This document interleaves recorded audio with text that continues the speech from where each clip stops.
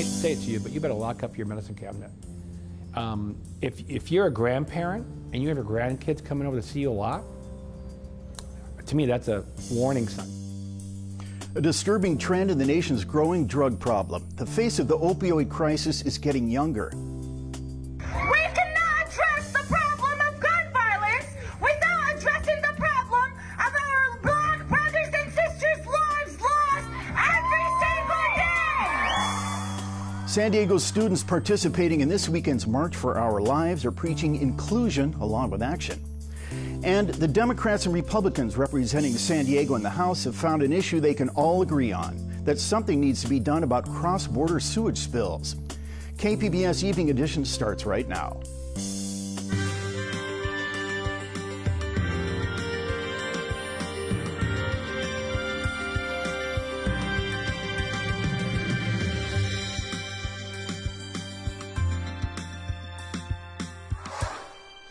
Good evening. Thanks for joining us. I'm Kenny Goldberg.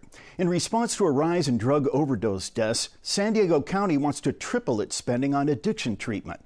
The Board of Supervisors will vote tomorrow on a plan to help low-income residents with addiction problems. Supervisor Ron Roberts says the county needs to take action to keep things from spiraling out of control. I don't want to wait for that to happen here. I want to get in front of the curve. I want to deal with this before we become the national crisis. The additional funding would expand the county's provider network of counselors and residential treatment facilities and would increase the number of residents served. Methamphetamine was the #1 cause of drug-related deaths in San Diego County in 2016. A number of deaths were also linked to opioids and benzodiazepines. As the opioid crisis expands, those who work in the criminal justice system are noticing a disturbing trend. A growing number of kids are getting hooked. KPBS reporter Jade Hindman has more.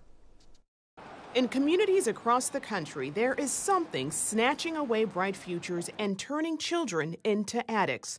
The face of the opioid crisis is getting younger. Now, I have kids that come to my court that say they start using at 9, but they didn't get caught for a few years. All right, so the youngest ones in my program officially right now are about 12. Judge Tony Capizzi is president of the National Council of Juvenile and Family Court Judges. He was recently in San Diego for a conference where kids and opioids were the main topic. He runs a juvenile drug court in Dayton, Ohio, which is considered the overdose capital of the country. His program is one of the most successful in the U.S., and it's been around for 14 years. Sadly, it's an age some of the kids who end up on the other side of his bench will never live to see. I have on my bench about 20 pictures now of kids from my program who have died. According to the last national survey on drug use and health, 1 in 4 young adults between 18 and 25 are using illicit drugs, much of it in the form of painkillers. The crisis stretches across the country. In San Diego County, there were 400 overdose deaths last year. District Attorney Summer Steffen says some of those who died were just kids. I've talked to one too many parents that have lost young kids to overdoses from painkillers. It starts off with a simple injury, a sports injury. The kid gets on Oxy or Percocets. Once they're prescribed the painkillers, they become addicted. Once access to prescription pills runs out, they turn to heroin, a much cheaper, more accessible fix. Capizzi says parents and even grandparents have got to start looking for signs of addiction. I hate to say it to you, but you better lock up your medicine cabinet. If you're a grandparent and you have your grandkids coming over to see you a lot, to me that's a warning sign. They're coming over that while they talk to you for 10 minutes, they go into the bathroom and they steal their drugs. And there's something else to pay attention to. If your kids are telling you they're going to go to a party where they're going to have salad for dinner, that's bad.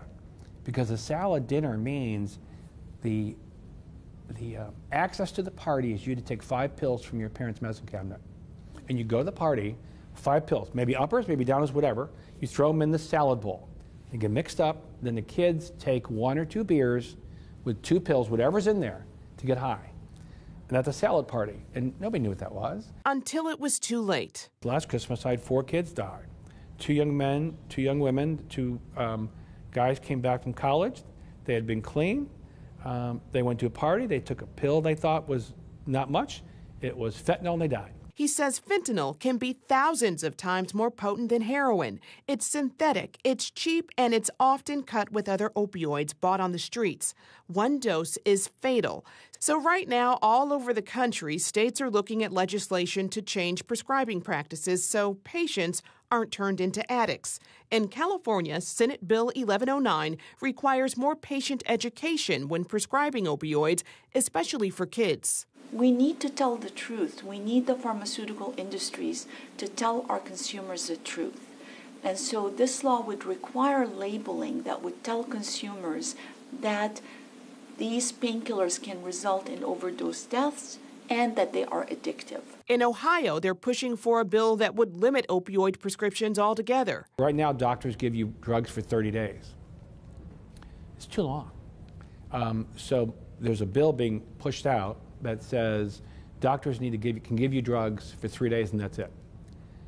That's it. If you needed more, you go back 3 days later. All of this with the hope of reclaiming bright futures. It's tragic. And I still haven't found a kid that really wants to die, but they do. Jade Hindman, KPBS News. A new survey from San Diego's West Health Institute finds a large number of people are foregoing medical care because of high costs. The survey reveals the cost of health care is a concern across all age groups. The survey involved 1,300 people nationwide. 44% said they didn't go to a doctor when they were sick or injured last year because of cost. Nearly 30% said they had to choose between paying for health care or necessities like food. Dr. Zia Aga is medical director of the West Health Institute. He says the vast majority of people surveyed had health insurance. The idea that people have insurance does not equate with the fact that they still have to bear a significant burden of cost. In addition, the fact that you have insurance does not guarantee access. The survey found dental care is also unaffordable. 39% said they didn't go to a dentist last year when they needed treatment.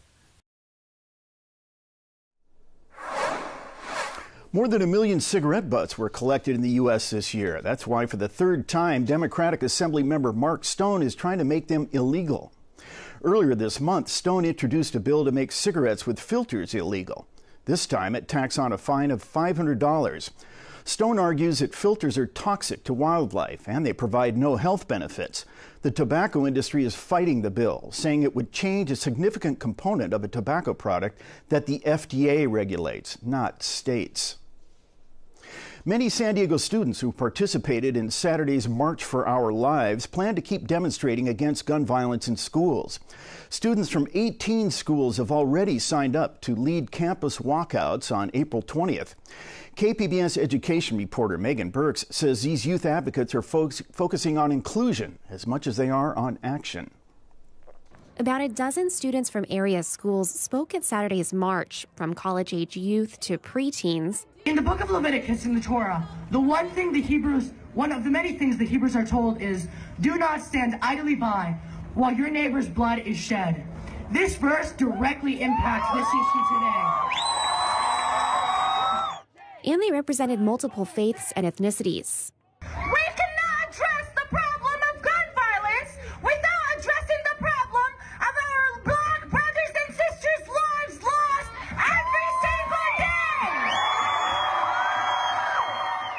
Also in the crowd was a small number of counter-protesters. Police estimate 5,000 to 10,000 people showed up for the march. Megan Burks, KPBS News.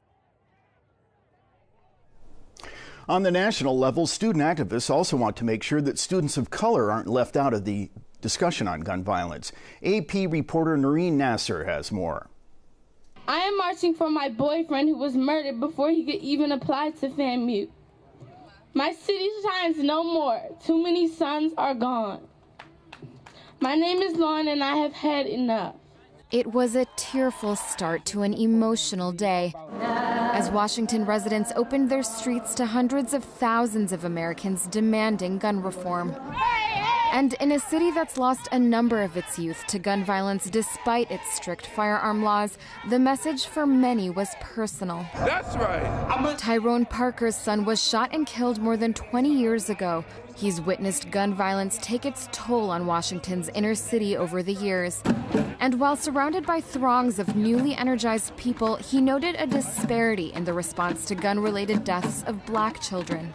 We've been losing kids for decades, and they have never reached this particular point. The swarm of attention on gun laws after the Parkland shooting has opened up deep wounds within some communities of color that have suffered disproportionately from gun violence for years and have felt neglected. When they got the attention that they had gotten, we should have got the same attention in return. For groups like Black Lives Matter, protesting is nothing new. The movement was born out of a compulsion to confront shootings of unarmed black people. Now they're also urging Americans not to forget the overwhelming number of black victims of gun violence. Black youth are under attack. What do we do? Stand up, fight back. And the student organizers from Parkland have been listening. We openly recognize that we are privileged individuals and would not have received as much attention if we weren't for the affluence of our city. Because of that, however, we share the stage today and forever with those who have always stared down the barrel of a gun. Speaker after speaker urged the crowd not to turn a blind eye to gun violence affecting communities of color. I am here today to acknowledge and represent the African American girls whose stories don't make the front page of every national newspaper.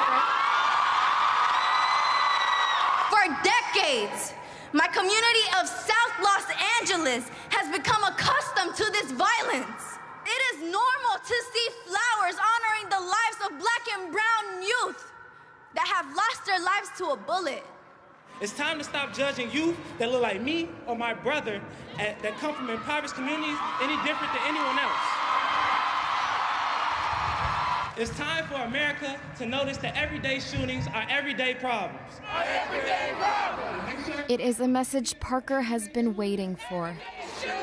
God works in mysterious ways, so we're taking help by any means necessary to be able to build in the bridge. The youth, the students are really becoming more inclusive of this challenge here. This is our hope. Our hope is truly our youth and our kids that's marching today. That's the common denominator, and to God be the glory. As the cameras turn away, Parker hopes the inclusion on stage reflects a lasting change in the lives of inner city black and brown youth. Noreen Nasser, The Associated Press. Got to go! The students rallying this weekend are looking for change in how the nation handles gun control and gun violence. And a California congressman says Capitol Hill is listening. And I think we're going to see some real pressure put on Congress, also on state legislatures across this nation. And I do hope that we get some good laws in place, laws that have been in effect in California for some time. High-ranking lawmakers across party lines have expressed support for the cause, including former President Barack Obama.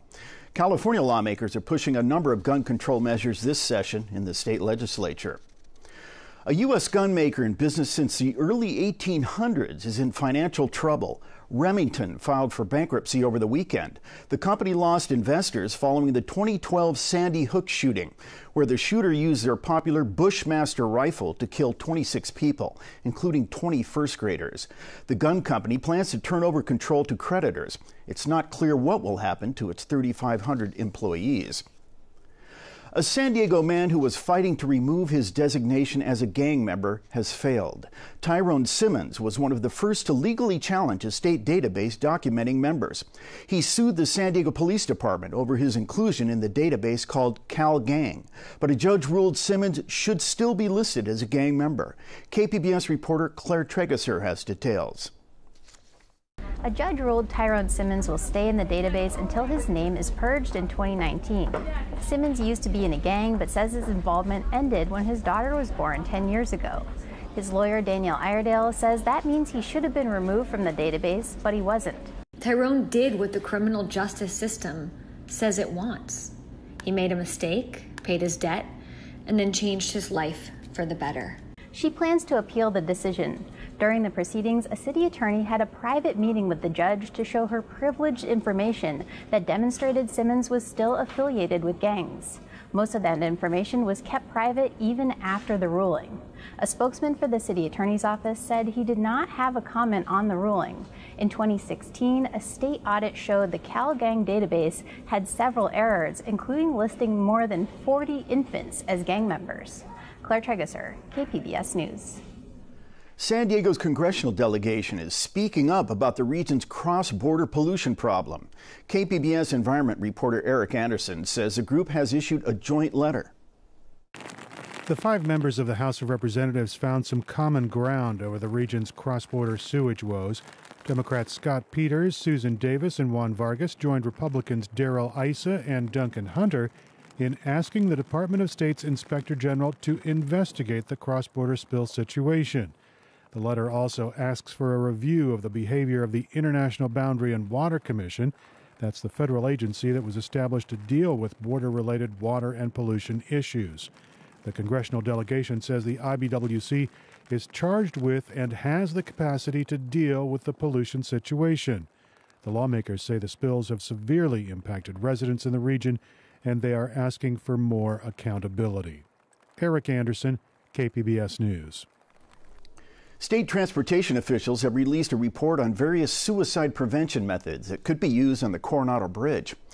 Among the suggested options are fencing, transparent barriers, and netting. The costs vary from $5 million to $138 million. The San Diego Union Tribune says there's no clear source of funding for design and construction of a suicide barrier. More than 400 people have jumped to their deaths since the Coronado Bridge opened in 1969. I'm Judy Woodruff. Tonight on the NewsHour, President Trump expels 60 Russian diplomats. Retaliation for the poisoning of a former Russian spy. Coming up at 7, right after Evening Edition on KPBS. A 25-foot dead whale was towed to San Diego's Fiesta Island today after lifeguards saw it floating near Black's Beach. San Diego Fire and Rescue says after consulting with the National Marine Fisheries Service, they decided to bring it to Fiesta Island. City Parks and Recreation staffers are expected to pick up the carcass from there tomorrow and bring it to the landfill. Plenty of sunshine and a warm trend expected for us this week. Erin Calandra has a full forecast. I hope you enjoyed your day today. We certainly had some great weather, and it's going to be pretty nice all week long. Let's take a look at the satellite and radar. Not much going on. It is pretty quiet around here, and that's really how it looks for much of the southwest. Now, the winds, the Santa Ana winds, are going to be kicking up here in a couple of days, especially in the mountains, also in the deserts, and temperatures are going to be on the rise. So here we are, 52 degrees tonight and clear. That's how it looks for pretty much everyone across the county. Borrego Springs, 52, Mount Laguna, a chilly 31. Alpine and Ramona right around 37, 38 degrees. And in Chula Vista, 47 tonight, and everyone will have some pretty clear skies. Now, we have a high pressure system that's sliding into place, and that's going to help to create some of these gusty Santa Ana winds. Offshore flow, that means lots of sunshine, but again, it's going to be on the warm side and also a bit breezy. So here we are tomorrow. Plenty of sunshine for everyone. A great day to get outside, do some outside exercising perhaps, or maybe plan for your spring garden. Borrego Springs, 81 degrees. Mount Laguna, 53. San Diego, 70. Chula Vista at 69. And Alpine as well. Oceanside, 71. Now along the coast, we're going to hold pretty steady in those low 70s throughout the week. By Friday, we could see a couple low clouds, and Saturday at 69 degrees. Inland, it's going to be pretty beautiful. Look at those temperatures. That's like near perfect. Lots of sunshine again to enjoy. Temperatures mainly in the upper 70s, a bit cooler on Saturday. In the mountains in the 60s with some sunshine, a few clouds again toward the weekend.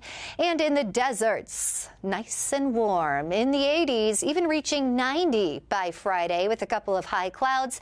Saturday, 86 degrees, and it looks like it's going to be a pretty fantastic Easter weekend. If you have any kind of outdoor Easter egg hunts on Saturday, should be A-OK. For KPBS News, I'm Erin Calandra. Kenny, back to you.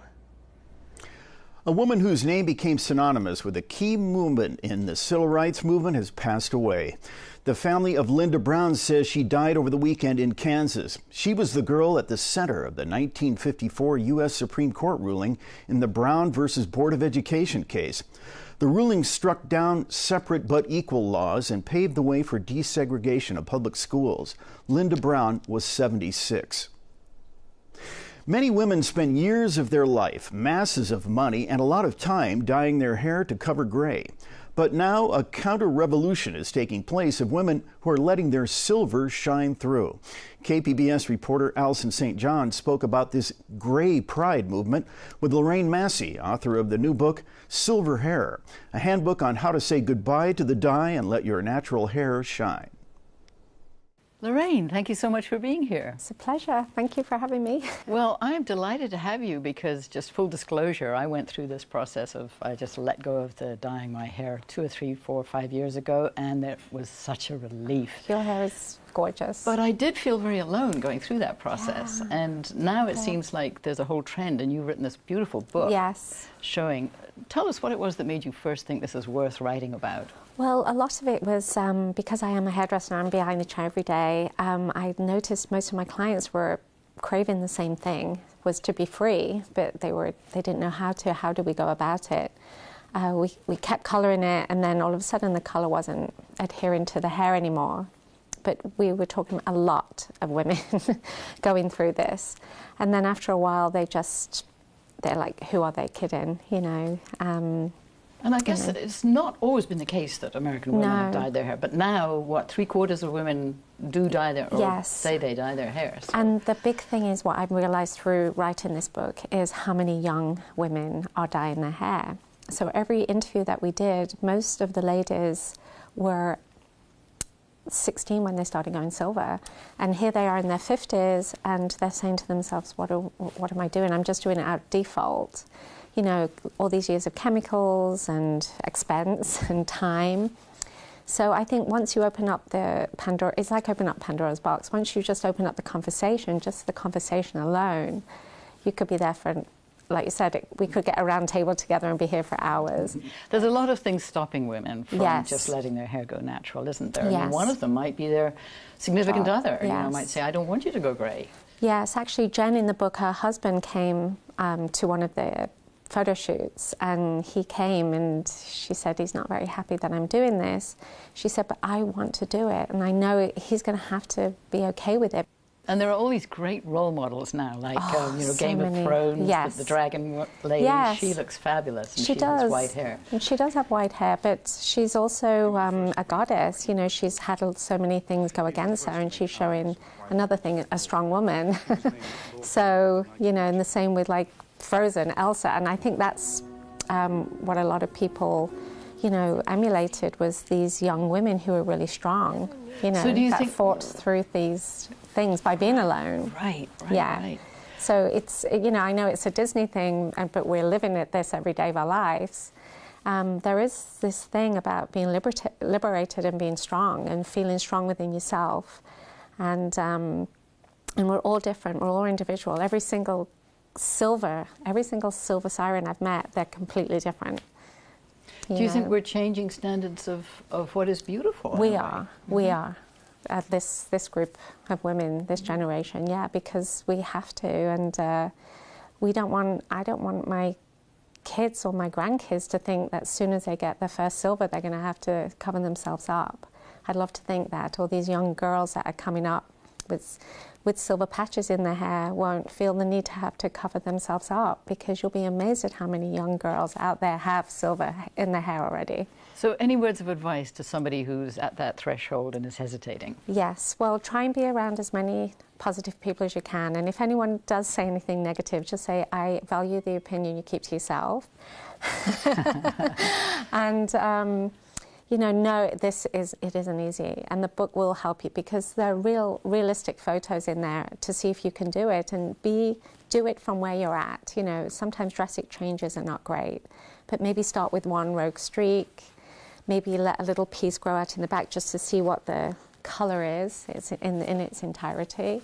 But just try and be, just know that there is an end goal to this. You know, it will grow out and there is an end goal. But be around people that are positive, you know, positively silver. Well, Lorraine, thank you so much It's for a pleasure. talking us through this transformative process. Yes, thank you. Massey is talking about her new book, Silver Hair, a Handbook, tonight at Me, My Curls and I Hair Salon in Kearney Mesa. Here's a look at what we're working on for tomorrow in the KPBS newsroom on Morning Edition. Is he in or out? New questions about the fate of Veterans Affairs Secretary David Shulkin. And on Midday Edition, Democracy and Dessert, the San Diego stage production that lets you pick and choose the treasures that help define a generation. We're talking about Beach Town at the San Diego Rep tomorrow on KPBS Radio. You can find tonight's stories on our website, kpbs.org/evening edition. Thank you for joining us. Have a great evening.